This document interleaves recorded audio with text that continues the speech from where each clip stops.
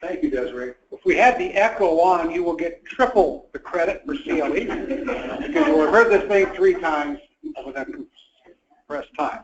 I'll say hello to everybody out there on GoToMeeting. Time to wake up and get your ethics CLE. There was a play a few years ago, Broadway play, Music Man. I think Meredith Wilson, a guy from Iowa, drafted or created this award-winning play, and there was a song in there. And the song was on the Music Man. We have trouble right here in River City, with a capital T, and that rhymes with P, and that stands with pool for pool. And then the Broadway play went on about all the difficulties that he anticipated they would have in River City, which I understand to be Mason City, because a pool parlor had come in town. Well, my friends, we have trouble right here in River City.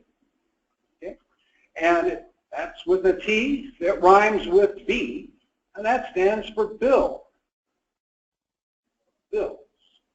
One of the things that's near and dear to all of us is our billing. What do we charge our clients? How do we charge our clients? To the judges that are with us today, what basis or standard do we use to approve these bills when we are charged with certain duties with respect to the clients that we have or the bankruptcy estate that we're dealing with, particularly when some third party is paid the bill? So how do you bill? What is a fair and reasonable charge? More importantly, what kind of method or billing method do you use? Now, if we were to take a show of hands between our folks on the internet and you folks here, and I'd say, how many of you use hourly billing? I suspect most of the hands here and on the internet would go up. Because in reality, most of you only know one form of billing, and that is the hourly rate bill. Let me tell you something. Prior to 1962, most lawyers did not bill by the hour. Hourly billing came in as a result of an initiative that came from, at least as far as the Iowa bar is concerned, I think it came from the state of Missouri. And some of the lawyers down there, pushed by the accountants profession, came into Iowa, and I remember hearing this because I was at the seminars, trying to convince all of us to keep track of our time, to count our beans in the form of 6-minute increments. And the message that they gave to all of us up here was that if we don't keep track of our time, we are losing money. Clicks of a clock are important because that's how you measure the value of a lawyer's legal services. And all of us were encouraged to keep time records. We used to have these little sheets that we would tear off, manifold sheets. You've all seen them back in the old days. Okay, and we would meticulously record the amount of time that it took us to do something in 6-minute increments and a brief description as to what it was. And we would send those off to accounting, and voila, a bill would appear, and we would proof it and so forth.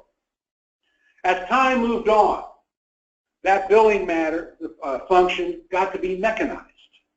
And programs such as time slips and other things with the advent of the personal computer became ubiquitous, and we recorded our time using electronic means, and now we have barcodes, scanned billing, etc. All to keep track of what?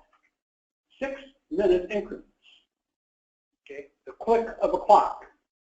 That you are measured, and your value that you give to your clients are measured by the click of a clock. Now, that sounds good, okay? We've all done that for a number of years. No, let's make exercise here. Most of us have done that for a number of years. There are 2 segments of the bar that usually do not do that. Obviously, you have the personal injury bar that operates on a contingent fee. So generally, it's not necessary to keep track of time, although it is necessary to log some form of services so you can at least track what you did. That's different than keeping track of time. A log is different than a time entry. and the criminal bar. Most criminal lawyers will not charge by an hourly rate. They'll charge you a flat fee because they know that when you're sitting in the slammer, it's a lot easier for you to get your hands on a flat fee than it is to pay by the hour. Now, there may be some permutation. But the hourly billing concept, friends, has been so ingrained in us that judges now, when they're looking at approving it bills, demand that you show an hourly accounting. It has become the only form of bill that they recognize in almost every court, federal and state. Most lawyers, the only form of bill they know is an hourly bill by 6-minute increments. So you're saying to me, so what? That's the status quo. In 2011, what are you complaining about?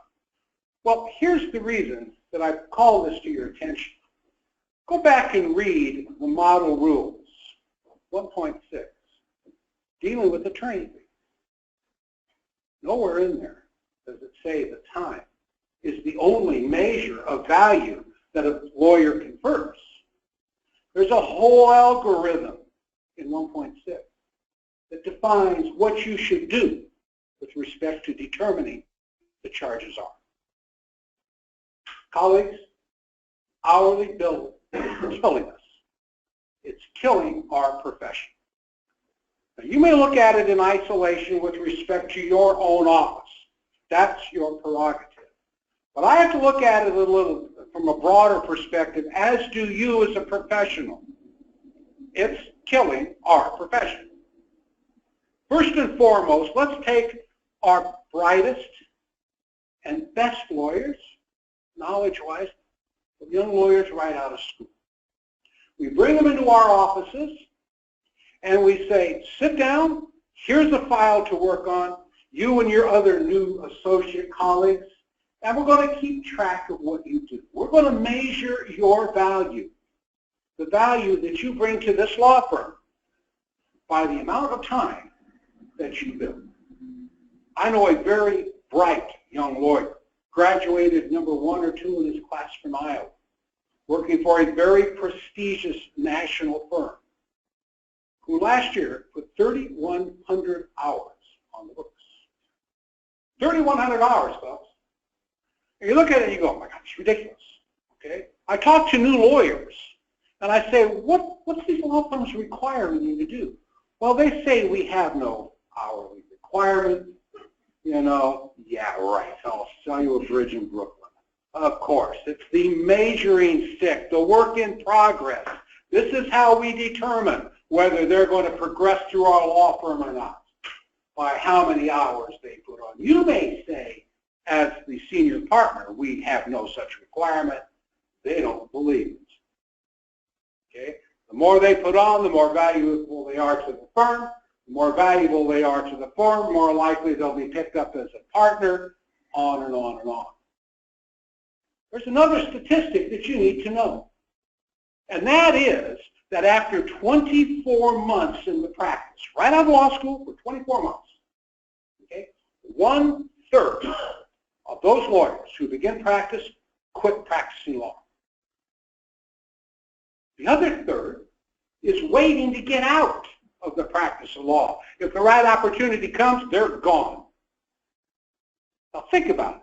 We are losing 60% of our new lawyers within the first 5 years of practice. They're dissatisfied, they're disillusioned. This is not what I became a lawyer for. Become a wage slave to measure my value by the click of a clock. Is that what you joined this profession for? That's what it's become. And if you think I'm just up here pontificating, talk to your associates. In fact, give them a few drinks and then talk to them. Okay, and they'll tell you what the truth is. But we have a problem. We're losing our brightest and our best. The problem is more pervasive. I get phone calls from clients. Okay? As the ethics chair, you know my number. You call me night or day. Your clients call night or day. I don't mind that. If I can stop a problem from developing, I'll be more than happy to do that. More often than not, when you dig down into it, there are complaints with respect to the lawyer because they don't trust you. They don't trust you because they think you're in it for the money. And you say, well, I'm really not in it for the money. If I was in it for the money, I would never become a lawyer. It's a crappy job if you're in it for the money, let's face it. You know, go do something else. We have far too much regulation, far too much oversight, not enough flexibility. This is not a job that you would choose if you're in it for the money. But the clients believe that. As a result of that, they don't trust you. Why do they believe it? Why do they believe that you do what you do for the money? It's because that's what you told them. When you say, I am going to bill you every 6 minutes that I think about your case. Ka-chunk. Okay, tell me more. Take as much time as you want. Ka-chunk, ka-chunk, ka-chunk. There's a tension, folks, between the hourly bill, the 6-minute ka-chunks, and your duty as a fiduciary. And your duty as a fiduciary. Judges, you can't escape this either, okay? Because you're the ones that are demanding, in some situations, that form of bill. We need to step back, colleagues, and take another look at our relationship with our clients. Let's go back to the very beginning. Remember this. If you get anything out of this talk at all, remember this. It's why you do what you do that counts, not what you do or how you do it. It's the why. I represent a lot of lawyers that are in trouble, whether in ethical situations or malpractice situations. I can fix a broken what. I can fix a broken how, but I can't fix a broken why. So why is it that you do what you do? You do it to help others. There is nobody in this room that got into this profession for the money, or for the power, or for the prestige, or whatever it is. You all got in this to help others.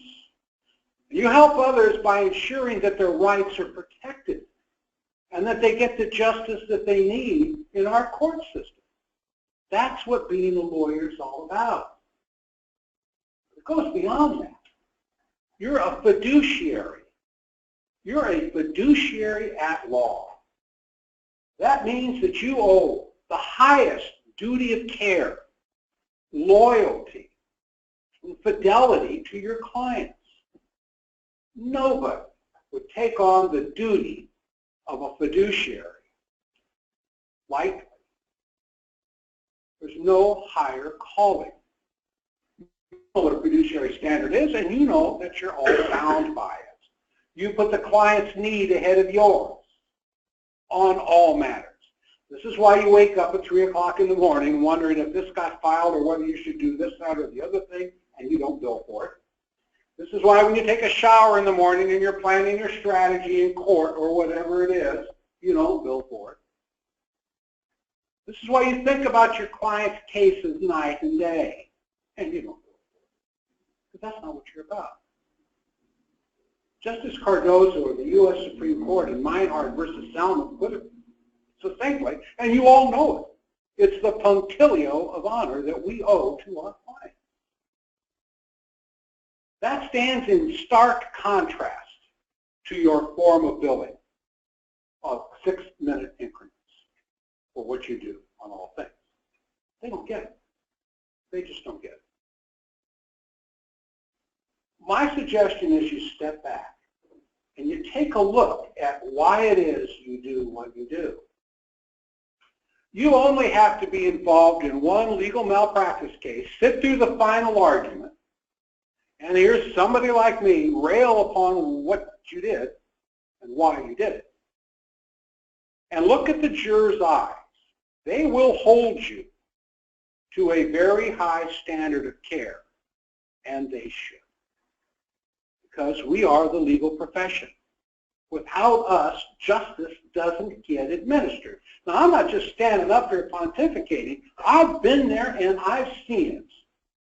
And I've also seen the look on your face when I take out your hourly billing.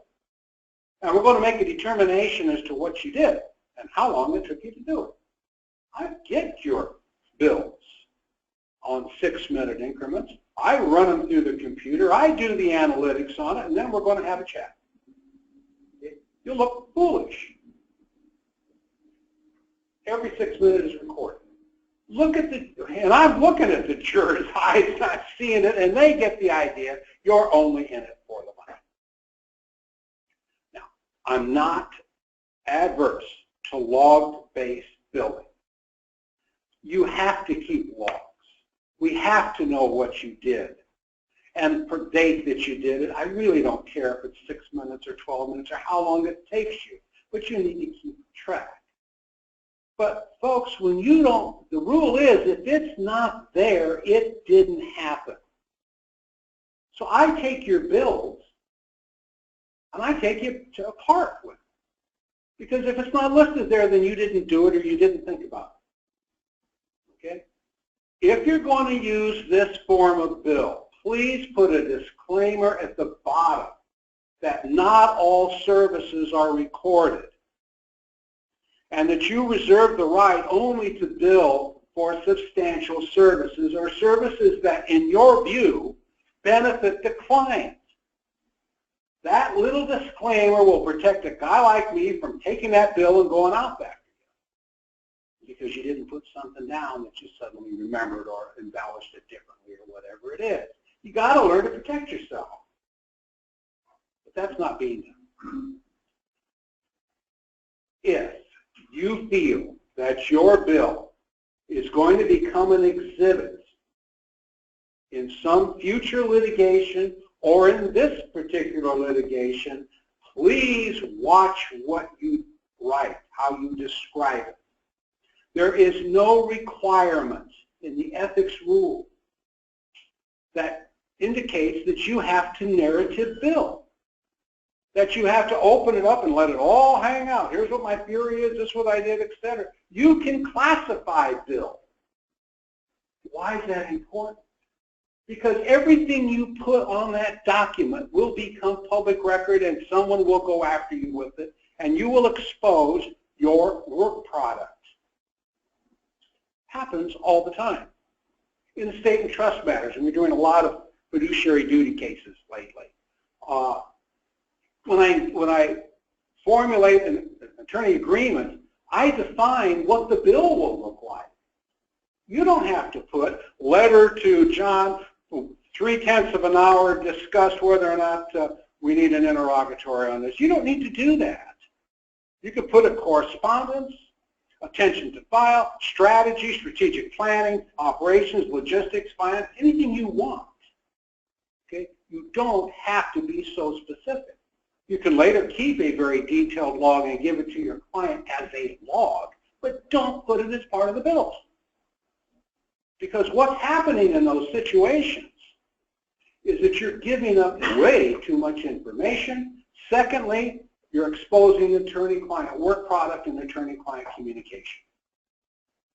There are ABA ethics opinions on this. Watch the format of the bill.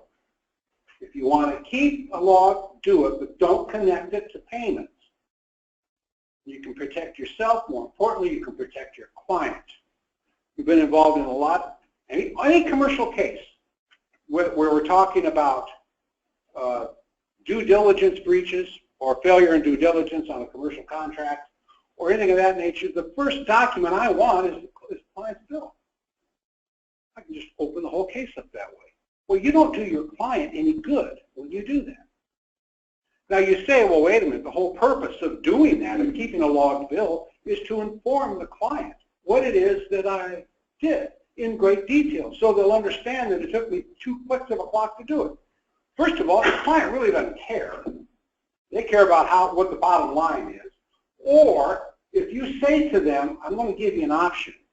I can give you a very long and detailed description as to what I did, But it could be used against you. We could violate or expose the attorney-client privilege.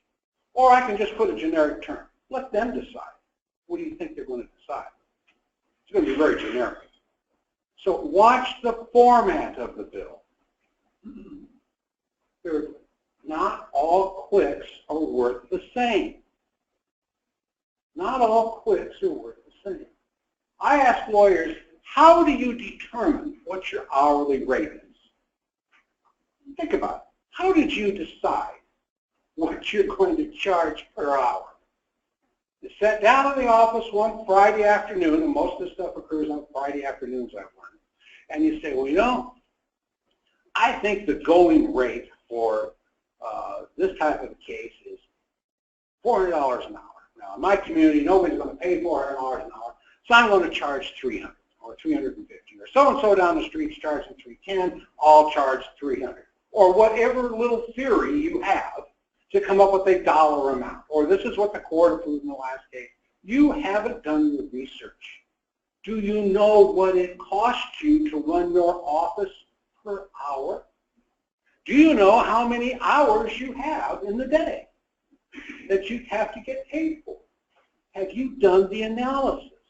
How many hours can I charge off in a day? Well, I get to the office at 8, I leave at 5, maybe I can charge off 9 or 10, I can work 9 or 10 hours a day. Well, it doesn't work that way. Do the math. The maximum, if you work a 9 to 5 work day, and you keep a work-life balance, which is consistent with the Department of Labor standards, and you do the CLE that you're required to do, and you do the pro bono that they want you to do at the Supreme Court, the maximum amount of time you're going to put in a year is 1,030 hours. That's it. I presented a paper. It's all in there. You can do the math yourself, but it's 1,030 hours. That assumes you want 2 weeks off for vacation. Why? You say, well, wait, I get the office at 9 o'clock, and I leave at 5. That's a lot more than that. You got to run the office, folks. You have to run the office. You have to administer what's going on. You have to deal with your staff. Guess what? You got to train that new lawyer. Instead of setting that new lawyer down saying, here it is, work on this case, you got to be there and work with them. So there's nothing built in for that. It's about 4.5 hours in a full workday, 9 to 5 workday. Now, if you're doing more than that, and we all are, self-included, you're cheating somebody. Who you're cheating is your family. You're not home. You should quit. Go to work for principal, get a $150,000 a year job, and your life and the quality of your life will improve drastically. It really will. First of all, you won't get sued for what you do because you're not a fiduciary. You don't have the highest duty of care, loyalty, and fidelity to principal or any other big corporation. You're an employee. You get your retirement. You get your health insurance. You get your vacations. You get your parking spot. You don't have to worry about running the office. You log in the morning. You log out at night. Go home. Take care of the kids. Okay, 150. When I was president of the bar, we did a study as to the functional equivalent of a $125,000 employee, what you have to charge per hour. Well, let me tell you how this came about. The Iowa Judges Association was wanting us to create a blue ribbon panel to get into the issue of judges' compensation. Shall we make a raise in judges' salary? And we had hearings on this stuff. We brought in accountants, analysts, economists, and it was a whole bit to determine what it was. But the judges wanted to raise, I think, the $125,000 for the associates and $150,000 for the district courts. And across, with no doubt about it, they should have that amount. We had no problem with that. I then said, I want to know what our Iowa lawyers have to charge per hour to have the functional equivalent of that job. Now, we had some very good 10, 15, 20, 30-year lawyers, extensive practice, have the same same degree of experience and knowledge that our judges have. What should they charge per hour to have the same functional equivalence that that judge has at $150,000 a year. So we commissioned people to run those numbers. This is back in 2005, 7 years ago. Okay, analysts come in, functional equivalent, $254 an hour. Everyone gasped at that time. Oh my God. You mean I got to charge $254 an hour to have the same functional equivalent as that judge from the Supreme Court? Yeah. Now, clearly judges are worth more than lawyers, all by that. Okay. Question is, how much? So I told the Judges Association, gee, we'll release our findings, but I kind of like to see our judges' fee awards get a little higher than $110 an hour on civil cases or whatever it was. And you want $150 an hour, $150,000 annual salary, you're certainly entitled to it, as are we. So when I see fee awards in the range of $254 an hour, then I'll know we both fully understand the economics. And eventually it comes around. But you say, in my town and in my community, people won't pay that. Wall Street Journal a month ago. Fees, hourly fees in New York City, okay, $1,500 an hour. $1,500 an hour.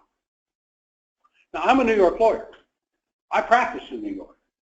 Probably, what, Frank, 60% of our practice, my practice is New York. Okay, there's no way I can charge $1,500 an hour, nor would I. Why not? Clearly have the same amount of education, experience, and knowledge as those people do. Okay, I don't have the overhead. And my community standard isn't that way. So we charge considerably less. Also makes it very good for the New York clients to say, hey, I'm coming to the Iowa for my work. You know, what I'm telling you is the number is fungible. You have to take a look at what goes into it. The fee component, the hourly component, the hourly component that you charge is composed of two units. Number one, base overhead. You need to know what your base overhead is based upon a 1,030-hour year. The second component is the fee component. That's the part that goes into your pocket or into your firm or however you wish to do it. That's a different number. If you're charging below the base number, you're going to go in the hole. You'll be out of business. If you're charging nothing for your component, for your fee, you're not going to eat. Your overhead will be paid, but you won't eat. You need to know these numbers. And you need to do the correct arithmetic if you're going to come up with a number. But that doesn't really solve the problem, does it? That just identifies an hourly click rate. And I'm here, and I started this out by telling you, you can't do this because it creates tension between you and your clients. So how are we going to solve this conundrum? Well, first of all, you have to understand what it is that you're doing for your client. And your client has to understand why you do it. I'm advising every lawyer group that I talk to, step back, understand we're fiduciaries, and build into your written engagement agreement a provision that says we are your fiduciaries. We give you the highest duty of care, loyalty, fidelity known to the law as a fiduciary. By the way, we can never take any case against you that would possibly be in conflict with you and could expose your confidential information. It's all in there. You say, why would you put that in the engagement agreement? Clients don't know it. They don't understand it. We build it into the engagement agreements. And lawyers that have done this find a completely different reaction from their clients. But gee, I never knew that. Folks, they think they're buying a commodity. They think they're buying a legal commodity. If they don't go to you, they'll go to Zoom, lawyer Zoom, legal Zoom. No different. What's the hell of a difference? We're in tax time right now. And we'll get comments, well, what's the difference between having H&R Block do my taxes and having a lawyer do my client taxes? Think about it. What's the difference? You know, I don't want to do those tax return stuff, but you think about it as the end product, the 1040 or the 706 or whatever the form happens to be. That's not what this is about. When a lawyer does your tax preparation, there's a whole different level of fiduciary service that goes into it. First and foremost, the attorney-client privilege. Think about it. There's nothing more sacrosanct than your checkbook. To know where you spent your money, where you got your money, and so forth. Go down to H&R Block and say, if the IRS comes in here with a subpoena, will you give them my file? Or the local CPA, same thing. Tell that to the lawyer, sorry, attorney-client privilege. The nature of attorney-client work is totally different than what the CPA or the H&R Block people do. My daughter's a lawyer. She's taking getting an LLM at NYU in tax law. Taking a class on tax prosecution and penalties.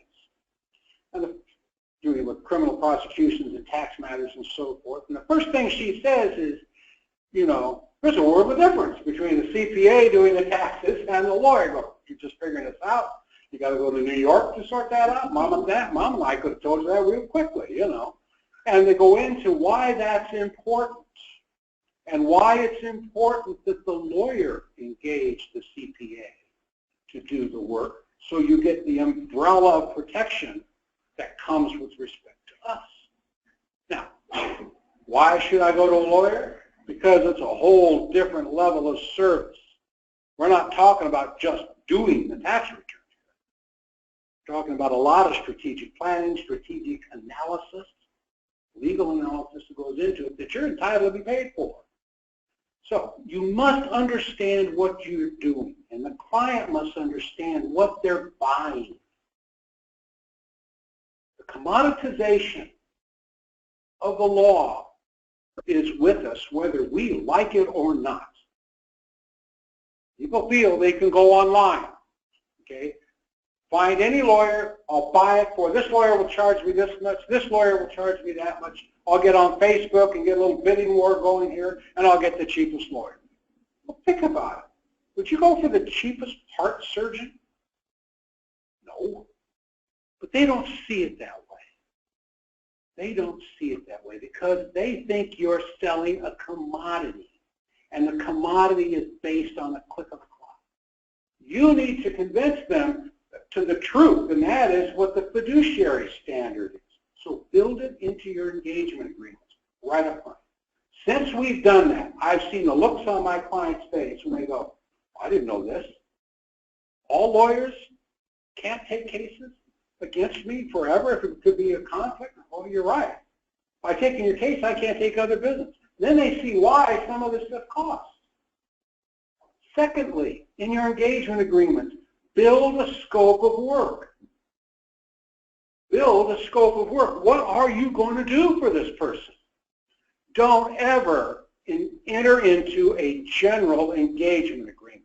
We will represent you on all matters concerning the automobile collision of February 15th.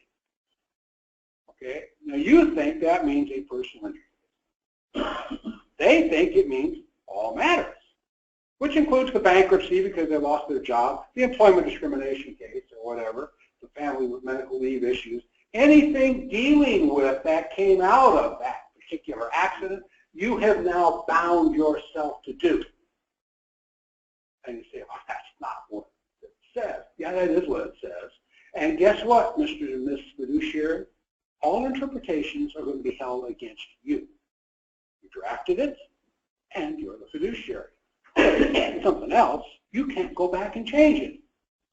Go back to basic contracting tort law. Contracts made by a fiduciary, okay, you can only make them once, and that's when you enter into that relationship. Thereafter, you need to send them to another lawyer to make sure that you're not overreaching. This is serious. Explain it to your clients. In your scope of work, define what it is you're going to do. Under our model rules, we have the ability now to enter into limited engagement agreements. I will do this, but I won't do that. Okay, that protects you. Do it. But define what it is you're going to do.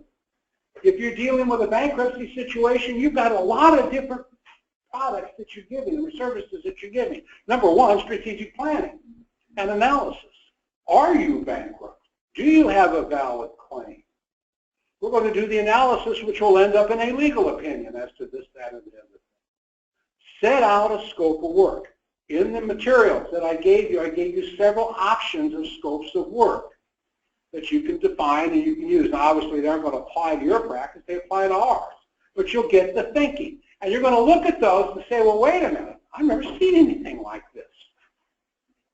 Look at the rules. The first thing you're obligated to do for your client, okay, is planning. 1.4a.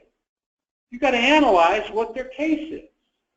You've got to give them a view or an opinion with regard to their rights and liabilities and their options with respect to resolving the problem if it's a problem resolution situation.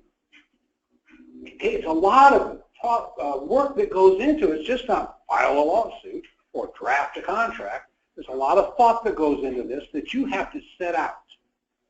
Now, if you're doing that, it's very easy for you to say, well, how much is that going to cost?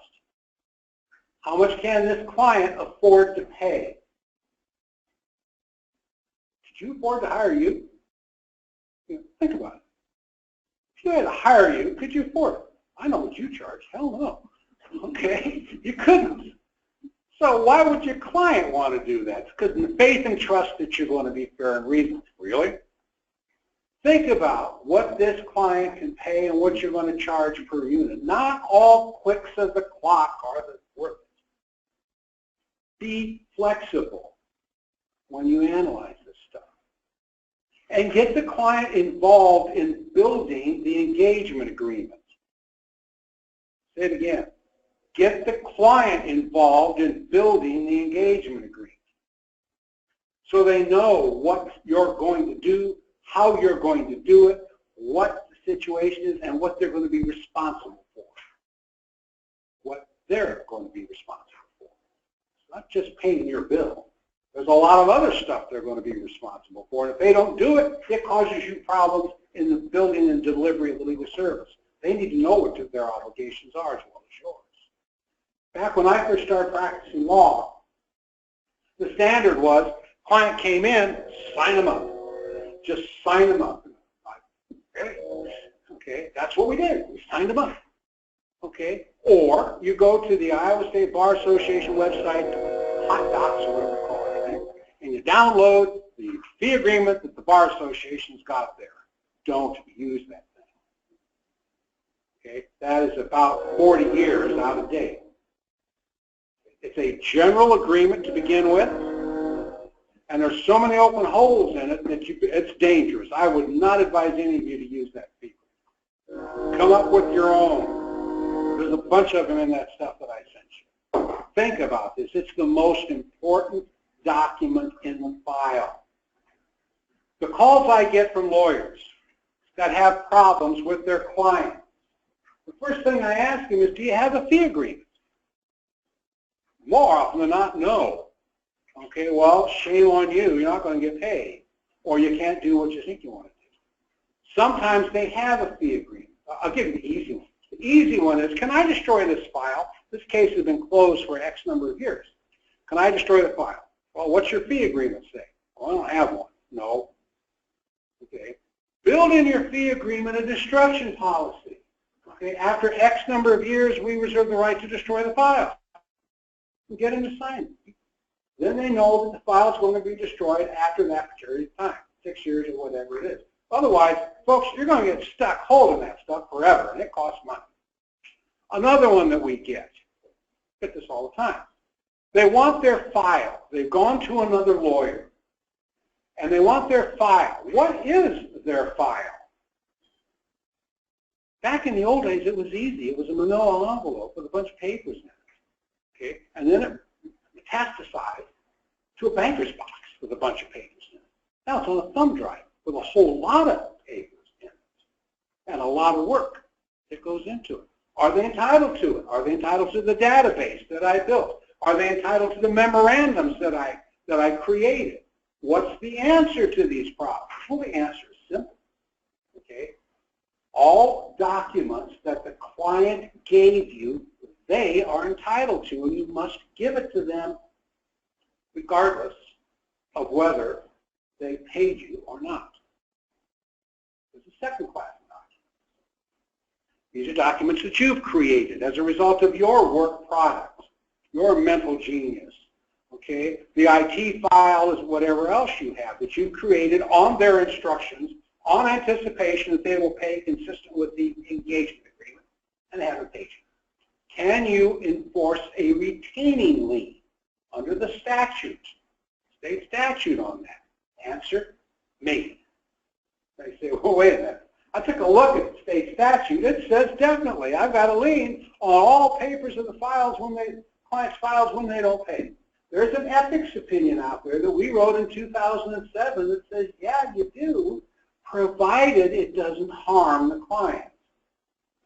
So if the client needs those files to be able to go to another lawyer, to meet a statute of limitations, or to go to trial on Wednesday or whatever it is, and they haven't paid you, you're probably going to have to give it to them. You're probably going to have to give it to them. Unless you build something in your contract that says something to the contract. Now is your time to define what it is you will do and how you will do it. Because until they sign that agreement, you are not their fiduciary. And you're entitled to put in any reasonable terms. That's the time to do it, not after the fact. There's a lot of stuff that goes into that engagement agreement. And you'll look at them and they'll say, this is really complex. Okay? I just want to sign them up on a simple sheet of paper. This is 2016. You can't do that.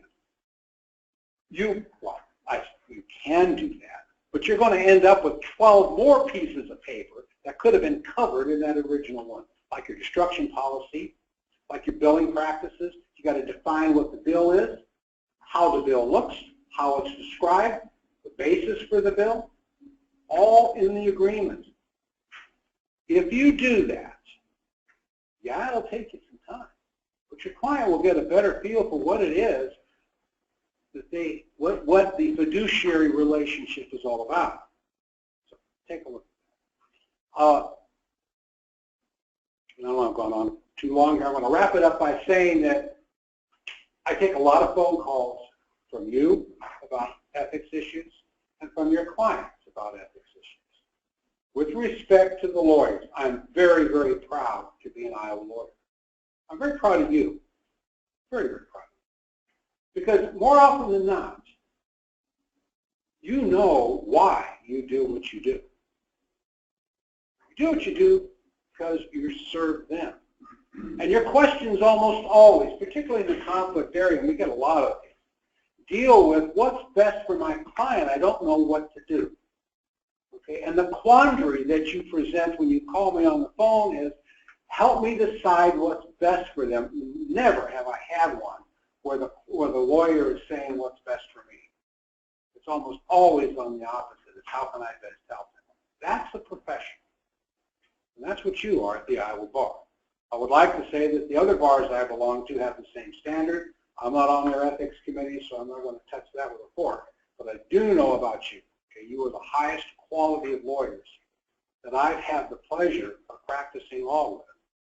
And I've practiced all over this planet. You are really good. And what's neat about it is you don't know it. Okay, that's what makes you so good. Get your pencils and papers up. I want you to write this number down. Okay, you ready? 515-669-1166. All you people out there in internet land, 515-669-1166.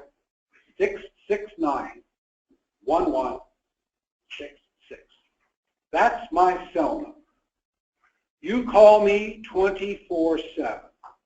If you have a question. I would rather you call, and I can help you through it, than to have you not call and have to try to get you out of something later on. Remember, I can fix the broken why, or what? I can fix the broken how, but I can't fix the broken why.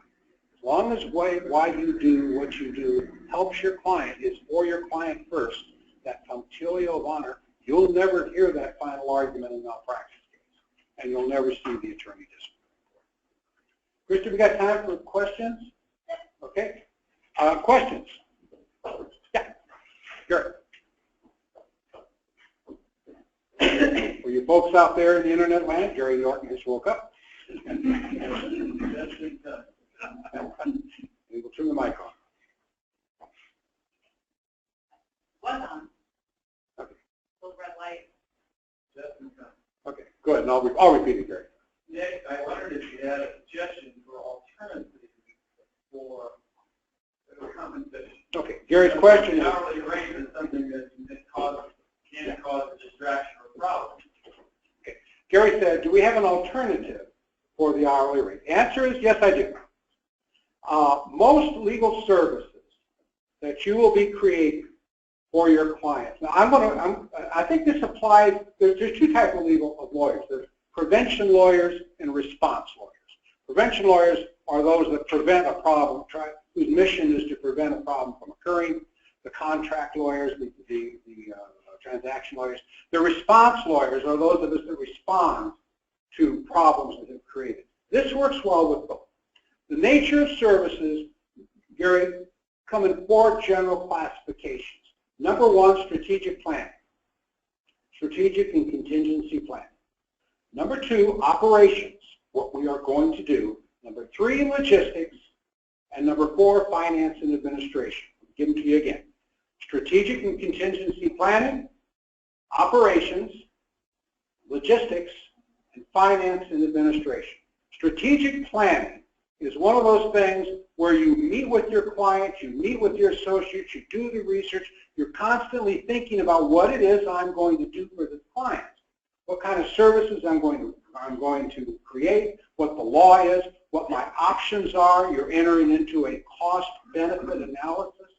All of those things that are required by the rule of professional conduct 1.4a.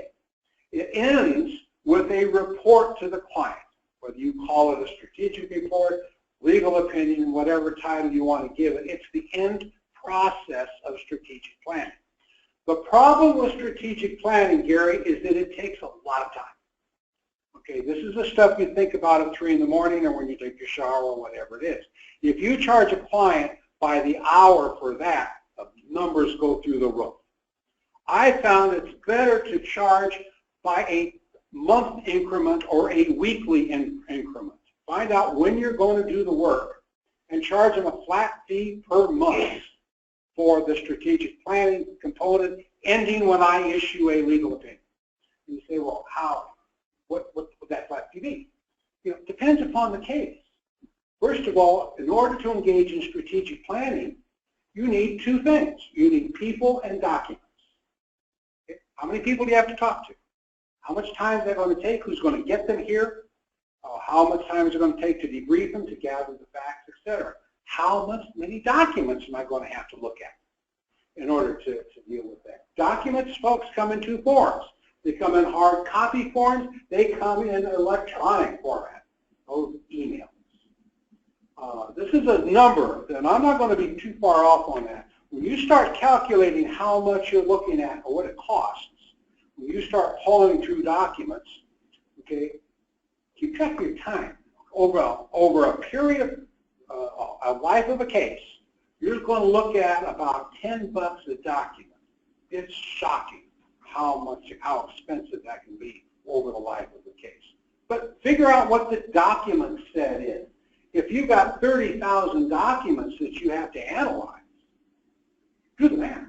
If you take us 30 seconds for each of them, you've got a lot of hours involved in that.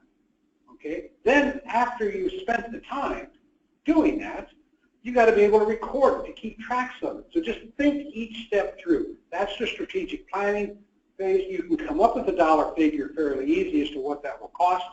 and then figure out how long it's going to take you to do it, divide it in chunks, and that's what the monthly rate is. Okay, and you go from there. The operational phase. This is after you issued the opinion as to what you're going to do. This is the how you're going to do it. You're going to file a lawsuit. You got 5 options. Negotiation and the response order. You got negotiation, you got mediation, conciliation, arbitration, or litigation. That's the only tools you have. Okay? Those are the only tools you have to get a resolution of a dispute. They're not mutually exclusive, so you got to plan them out. You know, if we do this, how much will that take, etc. What are the incremental steps in how you do that? And you can put a dollar figure to that too. If you wish to go an hourly rate on that, there's 2 different choices you have. You have the base rate where all services are valued the same, or if you use a triad method. For routine correspondence, it's the base rate. For complex stuff, like pleadings, discovery, things of that nature that are high risk to you, we underline that are high risk to you, you're not going to charge your base rate because your risk factor is too high. So those are class 2 charges or class 3 charges. So you break it up into different increments. Logistics, the bane of almost every lawyer, okay, and that is getting the right documents to the right place at the right time, or the right people to the right courthouse at the right time, and all this time that we have to spend doing that. Okay, most generally, logistics, while they may be done by the lawyer, may be done by a paralegal or some other legal assistant or associate or whatever it is, figure it out. Okay, 75% of your legal work, of the time on the case, will be logistics oriented. It just takes that long to do all the coordination. Last but not least, don't forget finance and administration. Okay, you have to pay attention to the finance of a case. Expert witnesses cost money. You're going to have to go out and retain them. Okay, this takes time. That factor, that economic factor, has to be filled into the case. So those are the 4 general classifications if you want to incremental fill: strategic planning, operations, logistics, and finance and administration. Okay. Yes. I guess I always got this favorite little soapbox for the last couple of years, and I have a new partner that's been out of law school just several years, and I don't probably say I don't make her work as hard as she works, but at any rate, when she came, she was referred by a friend. We were introduced. It couldn't have been a better matchup, and we had a lot of financial things figured out, and then the bomb kind of landed on me when I found out what the school debt was, law school debt, excuse me. And my farm clients, I think, can go to the ASCS office and borrow money for less than 2% of the government's cost of money in a factor. But then I found out that these school loans run at 8%, no matter what the government's cost of money is. So your 1,030 hours, I'm glad to hear about that. But if I sat down, take $150,000 and see how you amortize it over 1,030 hours a year, you're in trouble before you start, right? And so, you know, she has better understanding of ethics than I ever got out of law school. And everything, I can't say enough, and I don't mean that critical. I mean, she really does, came out with an outstanding understanding of these intricate things that maybe got by us years ago. But I mean, and then to top it off, if you want to really hear me whine, to top it off, 25, 30 years ago, I got paid $50 an hour for court-appointed cases. By golly, they got her up to 60 now.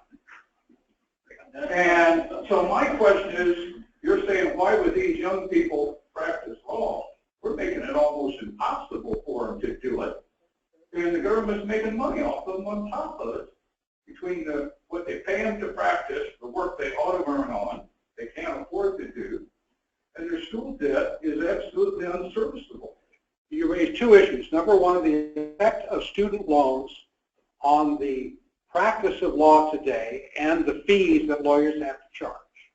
And number two, how charges have evolved over the years. Let me address the second one first. I happen to have an original copy of the 1968 Iowa State Bar Association minimum fee schedule. I think a copy of it's posted on my website. If you go through there, it's amazing how things have changed.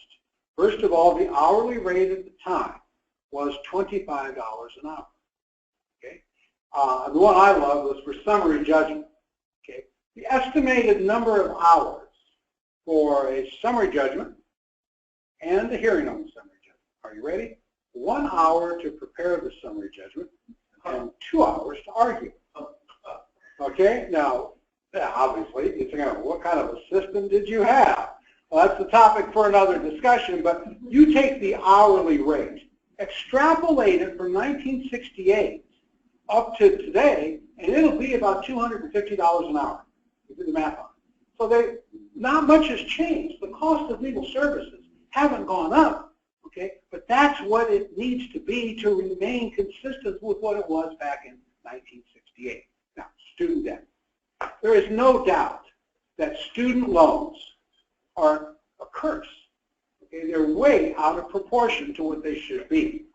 Now, I'm not going to get into a discussion as to whether it's right or wrong, because the first thing I default to is when you made the decision to become a lawyer and took out these loans, what did you think you were going to make? How much money did you think you were going to make by joining this profession? I had a young man in my office last year. When I asked him, he was just starting law school. I said, what do you think you're going to make in this profession? Well, when upon graduation from law school, I suppose I probably should make about $150,000 a year. Well, gagged and stuff. Really, he was a top kid. Well, what leads you to that conclusion? Well, you got a doctorate, you have a high degree of prestige in the community. All the wrong reasons. You should have seen the look on his face when I told him that the starting salary in Cedar Rapids was about $50,000 a year, and Des Moines was about maybe $65,000. Now you'll have variance, don't get me wrong, but you aren't getting any more than that. He was shocked. I learned that he wasn't the only one that thought that. As I go to these law schools, I talk to these law students, okay, about what it is you think you're going to make. And folks, that's what they think. I talk to the law professors. Why aren't you telling these kids that? Well, I don't get an answer. I draw my own conclusions. They don't know. But now we're stuck with students or new lawyers that come into us that have a threshold that they have to meet in order to pay the student loan monster before they can even put bread on their table. So who's going to pay that? Well, it falls to two people. First of all, it falls to you, okay, because you're going to have to put them on some type of a retainer, paycheck in order to make that loan payment. So the cost of your overhead rises, right? And it goes up and up. You then have to pass that on to your clients. Now, we all know that brand new lawyers, okay, don't really start paying for themselves until after the 4th year. Okay, and then you start breaking even on it, which means you are now financing their future. Of course, they're free to come and go as they wish, and take your clients with them if they wish, because it's legal to have a restrictive non-competition agreement. But so choose wisely, folks. But you got to pass that cost on. This is why legal services are expensive. But if you charge $250 an hour, that's the same amount that you would have been charging. That's the equivalent of $25 an hour in 1968. You've got to get your fees up. Iowa has the lowest charge-out rate for lawyers that I've seen. Certainly, that I've seen, period. It's unbelievable. As a result, we're not getting quality work because it's perceived that we're not good. Now, you say, that's crazy. Who in the hell would think that? Well, I've actually had it mentioned to me in federal court in the Northern District of Iowa, where my charge-out rate on a international trade case was, by Iowa standards, healthy, $375 an hour. The law clerk, who they brought in from Washington, D.C. to help carry our boxes, was being charged out at $400 an hour. Senior counsel was being charged, who was junior to me, was being charged out at $900 an hour. And the guy said to me, "You do this. Why are you doing it?" Okay? We're not, it's perceived value. It's wrong. We all know it's wrong. But that's how people perceive it. Now, I'm not saying you ought to raise your rates simply because of that. What I'm saying is you got to go back and take a look at your rates. You've not calculated it right.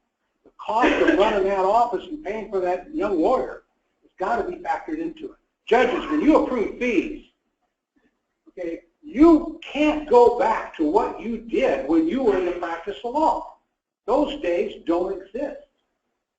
You got to take a look at what the reality is today if we're going to keep those offices open and mentor these students and give the quality of legal services that we offer to kids.